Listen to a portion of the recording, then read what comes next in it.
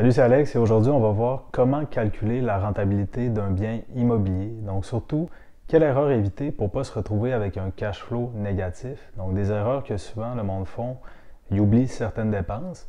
Et puis là, quand ils se retrouvent avec leur bien immobilier, ils se rendent compte qu'ils ont plus de dépenses que prévu et qu'est-ce qui arrive? Leur cash flow est négatif au lieu d'être positif. Donc, aujourd'hui, on va regarder ensemble comment bien calculer votre cash flow, donc la rentabilité d'un bien immobilier. Et surtout, quelles dépenses ne pas oublier. Donc, on y va à l'instant, on regarde ça.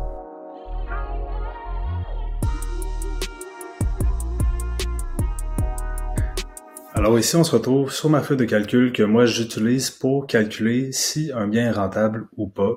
Donc, je peux insérer ici le prix d'achat en fonction de ma mise de fonds, 5%, 10%, 20%, toutes mes dépenses et mes divers revenus ici. Et puis par après, on vient voir ici et on a mes profits, donc ma rentabilité, mon cash flow, donc je peux le voir ici. Donc, ici, c'est la case pour rentrer le prix d'achat. Et vous avez sûrement déjà entendu dire que c'est le prix d'achat qui détermine une bonne affaire. Et la raison, c'est parce que si vous payez trop cher pour un bien, vous serez jamais capable de faire en sorte qu'il est rentable parce que votre hypothèque va être trop chère à tous les mois. Donc, vous n'aurez pas un cash flow positif sur cette affaire-là. Donc, c'est pour ça que c'est extrêmement important de bien négocier un bon prix d'achat et de ne pas payer trop cher, donc pour s'assurer d'avoir une bonne rentabilité. Donc, ici, je vais vous montrer, puis on va prendre un exemple. Par exemple, on va dire qu'on achète un triplex à 350 000, OK? Et on va y aller quand même assez simple. Donc, on va pas s'attarder aux frais d'achat plus qu'il faut ou aux réparations, aux rénovations. Donc, on va surtout regarder si vous payez 350 000, en fonction de votre mise de fonds, combien vous pourriez générer à chaque mois pour un triplex. Donc, un triplex, on se rappelle, c'est 3 logements. Et là, par exemple, vous décidez de mettre 5% de mise de fonds, là, à ce moment-là, ça va être 17 500. Si vous mettez 10%, on a 35 000 ici. Et pour 20%, ça serait 70 000 $. Et quand on se réfère ici aux dépenses mensuelles, là, on a votre hypothèque en fonction de la mise de fonds que vous avez mis. Parce que plus vous mettez d'argent au départ, moins ça va vous coûter cher à tous les mois. Donc, dans ce contexte-là, j'ai pris un taux d'intérêt de 3%. Donc, actuellement, les taux d'intérêt sont un peu plus bas. Mais de façon générale, ça va être autour de 3%. Donc, pour l'exemple, j'ai pris un taux d'intérêt à 3%. Donc, pour une mise de fonds à 5%, par exemple, on aurait ça c'est votre hypothèque, donc à tous les mois, on aurait 1662. Après, pour triplex à 350 000, vos taxes, ça serait environ 300 $, peut-être plus, peut-être un peu moins, probablement un peu plus.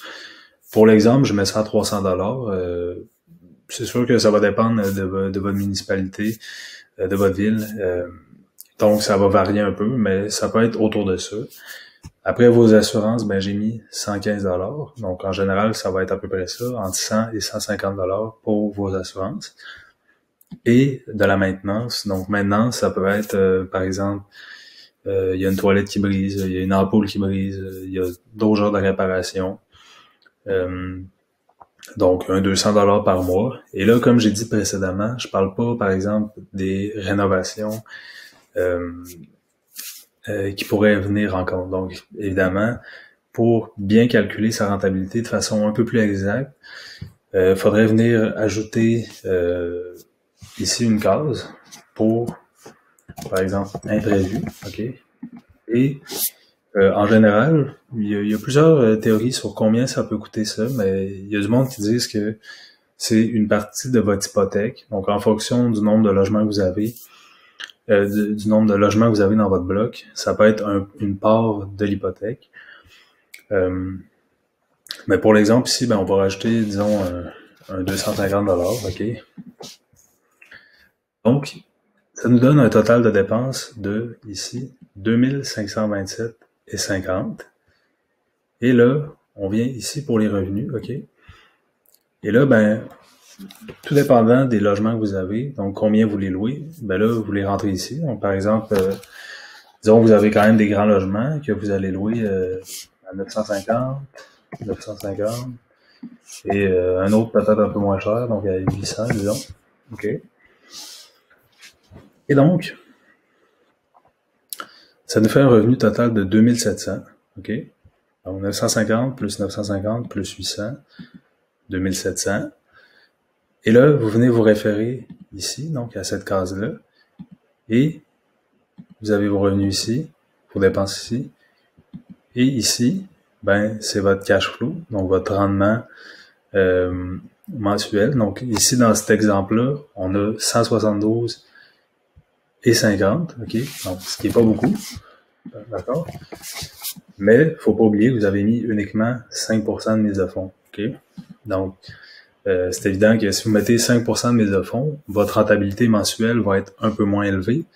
Par contre, vous avez mis moins d'argent au départ, OK? Mettons si on se réfère à la colonne du 10% maintenant, donc vous avez moins de dépenses mensuelles parce que votre hypothèque est plus basse. Et puis, on constate que votre rentabilité ici, à 10% de mise de fonds, OK, on a un cash flow de 417,50 par mois, OK, et ce qui fait 5 000 $ par année, ce qui est quand même assez intéressant.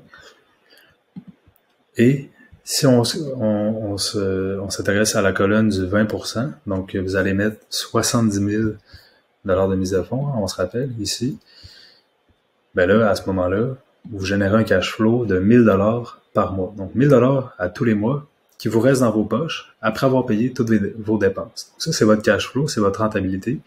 Si jamais vous mettez une mise de fonds de 70 000 $, OK? Donc votre net annuel serait d'environ 12 000 $. Donc vous auriez récupéré votre mise de fonds en environ 5 ans, OK? 5-6 ans. Vous auriez récupéré votre investissement initial. Bon. Donc, c'est comme ça qu'on calcule la rentabilité, OK? Donc, c'est pas très compliqué. Mais ce qui est important, OK, c'est surtout de savoir ça va être quoi notre montant d'hypothèque, OK? Nos taxes, notre assurance, et ce qu'il faut pas oublier, surtout, ben, c'est la maintenance et les imprévus, OK? C'est souvent là que le monde va rien mettre, donc ils vont mettre 0. Donc, par exemple, si je mets 0 ici et 0 ici, ben là, effectivement, on constate que notre rentabilité est beaucoup plus élevée. Évidemment, parce que j'ai oublié certaines dépenses à tous les mois. Mais évidemment, c'est le genre de dépenses qui va probablement survenir. Donc, ça vient avec le fait d'avoir un immeuble à revenus. Donc, vous devez absolument les mettre. OK? Donc, c'est pas plus compliqué que ça pour calculer la rentabilité. Ici, pour calculer rapidement, là, ça va être quoi votre hypothèque avec une mise de fonds de 5%?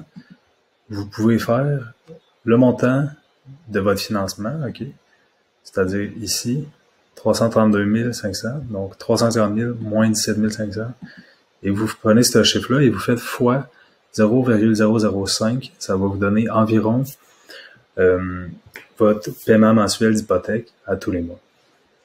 Donc, globalement, ça ressemble à ça pour calculer la rentabilité. Donc, je peux aller vraiment dans les détails. Je suis allé quand même assez simple pour juste vous donner une idée de comment vous pouvez calculer rapidement combien vous allez faire d'argent à tous les mois. Donc, c'est assez simple à calculer, mais ce qui est important, comme je disais, c'est de ne pas oublier certaines dépenses.